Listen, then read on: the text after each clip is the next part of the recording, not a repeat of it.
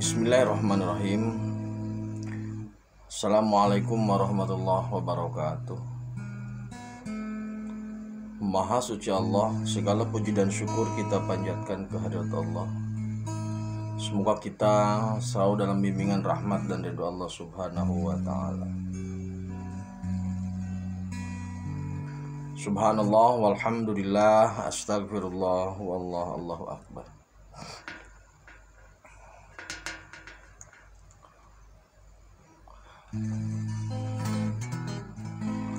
Kembali bersama saya dari tim Raja Wali Nusantara.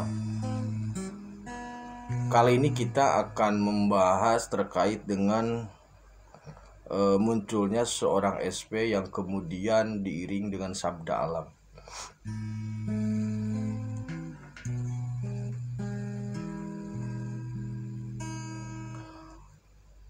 Banyak pihak atau beberapa pihak memprediksi bahwasannya datangnya seorang SP atau IM itu ditandai dengan munculnya berbagai bencana.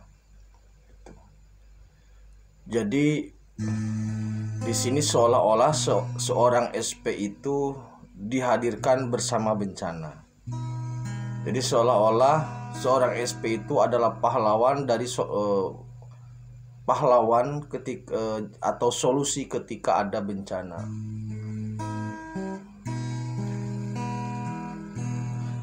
Nah, kami dari tim Raja Wali Nusantara memiliki semacam ada wacana lain terkait dengan bencana-bencana itu dan kenapa itu terjadi begitu. Karena walau bagaimanapun tepatnya itu menjadi semacam anomali lah ketika SP dan IM sebagai suatu harapan untuk kebaikan, tetapi kenapa diiring bencana. Jadi kita akan mencoba melihat dari perspektif yang lain.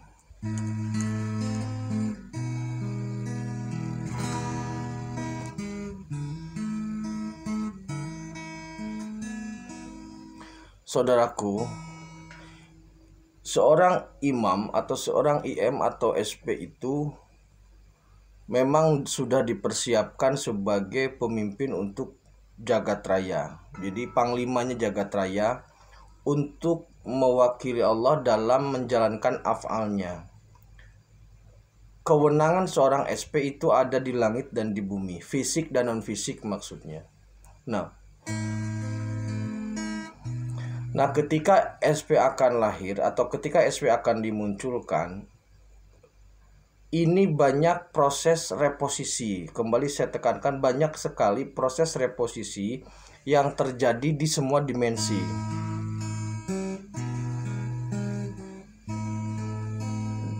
Dalam video saya sebelumnya sudah saya sampaikan adanya konsep membalik langit. Urutan langit sekarang dibalik. Kemudian iblis juga sudah direposisi, semua direposisi. Kenapa harus reposisi? Karena memang pemimpinnya berganti estafet, sehingga ketika ada pemimpin baru maka proposal kebijakan pun baru gitu. Sesuai dengan rencana rencana kerja ke depan lah, seperti itu. Hasil dari evaluasi maka kemudian ada tindak lanjut. Ada yang dipertahankan, tapi ada juga yang kemudian dievaluasi. Nah, pada momentum ini pergerakan atau sabda alam atau perubahan alam ini dipandang sebagai bencana, sebagai bentuk pengiring terhadap kemunculan sosok IM atau SP. Nah, kami melihatnya begini, saudaraku. Ketika semua dimensi melakukan penyesuaian, melakukan perubahan, maka perubahan atau penyesuaian itu memang berefek. Banyak efeknya. Ada yang kita pandang sebagai positif, ada yang kita pandang sebagai negatif. Namun pada prinsipnya perubahan, pergeseran ataupun penyesuaian kondisi itu memang sunnatullah gitu loh. Nah, alam ini juga sama. alam ini melakukan perubahan untuk penyesuaian gitu loh. Jadi pandangannya jangan dari bawah ke atas, tapi dari atas ke bawah. Jangan melihat ketika seumpama gunung meletus, kemudian dianggap sebagai bencana dan dikaitkan dengan kehadiran seorang SP. Atau gempa, banyak sekali gempa kemarin ini. Nah, jadi yang kami melihatnya seperti ini. Ketika seorang imam mau dihadirkan, maka alam pun bereaksi dengan melakukan penyesuaian.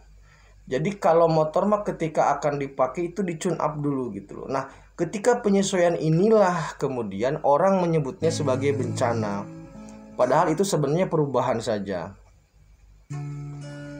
Memang secara spirit ada beberapa objek atau ada beberapa makna dari letusan-letusan gunung, kemudian dari pergerakan-pergerakan lempeng dan sebagainya.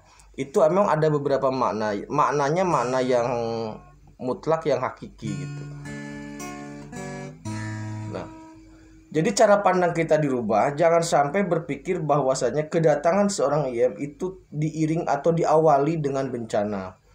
Jadi pandangannya kita rubah bahwasanya kemunculan IM itu semua dimensi menyesuaikan gitu loh. Itu dimensinya menyesuaikan. Sebagai bentuk persiapan lah. Ada yang digeser ke kanan, ada yang digeser ke kiri. Nah, ini dimensi-dimensi ini sebenarnya berkaitan antara spirit maupun meta dan juga fisik ya. Seperti halnya ketika gunung meletus itu maknanya memang ada. Ketika ini kan gunung waktu itu yang meletus itu kalau tidak salah Semeru sama Merapi ya, udah di Jawa Timur sama Jawa Tengah. Kenapa meletus atau kenapa mengeluarkan lava? Itu maknanya ada beberapa. Yang pertama itu mengabarkan alam bersabda mengabarkan bahwasanya ada perubahan. Kemudian di gunung itu simbol dari amarah. Jadi ketika kita memiliki amarah maka harus dikeluarkan. Ketika sudah dikeluarkan dalam bentuk yang tepat maka itu menjadi berkah. Jadi pasir-pasir yang keluar dari gunung itu ketika sudah dingin itu menjadi berkah karena bagus sekali pasirnya. Nah, kemudian di dalam gunung itu adalah gunung berapi itu adalah pintu masuk ke kerak bumi. Nah, di kerak bumi itu ada aset bumi yang sangat berharga yaitu berlian. Jadi berlian itu batu yang dipanaskan di kerak bumi sebenarnya. Maka ketika gunung meletus itu sebagai simbol akan munculnya kesejahteraan gitu loh. Karena apa? Karena untuk menyambut, mendampingi kehadiran seorang imam gitu. Karena imam kan butuh alat untuk memberdayakan masyarakat. Alatnya ya ekonomi gitu. Begitupun dengan udara, semua ada penyesuaian aslinya. Udara, kemudian dengan lempeng-lempeng tektonik terjadi gempa, itu penyesuaian ke bentuk yang utama lagi gitu loh, ke posisi yang utama lagi. Tetapi saya meyakini, kami di tim Raja Wali meyakini bahwa perubahan ini atau penyesuaian ini dalam rangka menyambut seorang SP ini tidak menghancurkan. Jadi tidak sampai kepada tahap yang meleburkan atau menghancurkan manusia. Kenapa demikian? Karena logikanya sederhana. Kalau seandainya manusia dimusnahkan, terus IM buat apa gitu? SP buat apa? Kan SP tugasnya untuk kembali menata ulang manusia lah. Maksudnya menuntun kembali manusia ke jalan yang lebih baik. Tapi kalau dihancurkan, siapa yang mau dituntun? Jadi semua berjalan alami. Kalau ada yang meninggal ya memang alami, ada atau tidak adanya kehadiran seorang pemimpin adalah. Kalau yang meninggal itu sudah sunatullah. Jadi kami melihatnya tidak ada proses dari sabda alam yang menghancurkan atau yang menghancurkan dalam pemikiran seperti halnya film Kiamat 2012 dulu itu. Jadi kami melihatnya tidak ada. Kami berbaca atau berharap atau beri keyakinan tidak ada lah itu. Nah, kemudian perang pun sama. Kami melihat tidak ada perang. Nah, bagaimana dengan Rusia dengan Ukraina yang ramai? Kalau seandainya kemarin terjadi perang antara Rusia dengan US atau dengan Amerika, nah itu baru perang. Lah dengan Ukraina ini kan tidak sebanding aslinya, gitu loh. Jadi seperti halnya anak STM ngeroyok anak SD atau bahkan anak TK. Saya tidak bermaksud mengecilkan Ukraina, cuman posisinya memang tidak seimbang dari aspek manapun, tidak seimbang. Pasti kalahnya Rusia, pasti menangnya.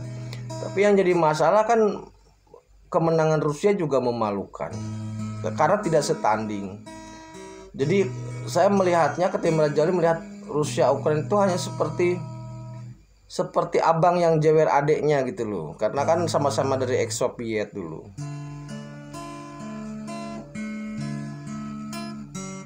Tapi perang dunia besar-besaran saya melihatnya tidak ada. Nah, oleh karena itu saudaraku, mari kita berpikir positif tentang masa depan atau terkait dengan masa ke depan, bagaimana bumi ini akan terus berjalan, bagaimana kejayaan manusia akan terus berjalan. Maka kuncinya adalah ikhlaskan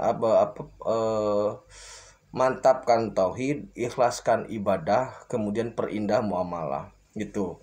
Karena ke depan hal-hal yang baik akan mendominasi ke depan seperti itu. Kalau di film-film biasanya memang di urutan-urutan terakhir pahlawannya nongol, tapi kemudian film selesai. Nah, di sini ketika yang baik muncul, itu akan terus menjadi kebaikan. Jadi begitu saudaraku, alam ini sudah mendukung semua proses dalam rangka hajat Gusti. Alam sudah bereaksi, alam sudah melakukan perubahan untuk penyesuaian agar semua sinergi, semua dimensi sekarang sudah menyesuaikan. Semua dimensi, baik itu dimensi dari sisi kiri maupun dimensi dari sisi kanan, semua sudah dalam satu barisan dari menjadi one komando itu.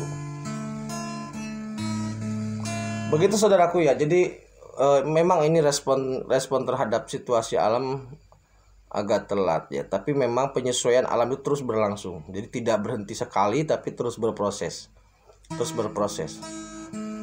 Sabda alam memberikan informasi secara tersirat bahwasanya sesuatu yang besar akan terjadi, maka kami sedang proses untuk penyesuaian. Sebenarnya begitu bahasa sederhananya. Itu saudaraku, terima kasih. Tetap tingkatkan iman dan amal soleh. Akhirul kalam. Assalamualaikum warahmatullahi wabarakatuh.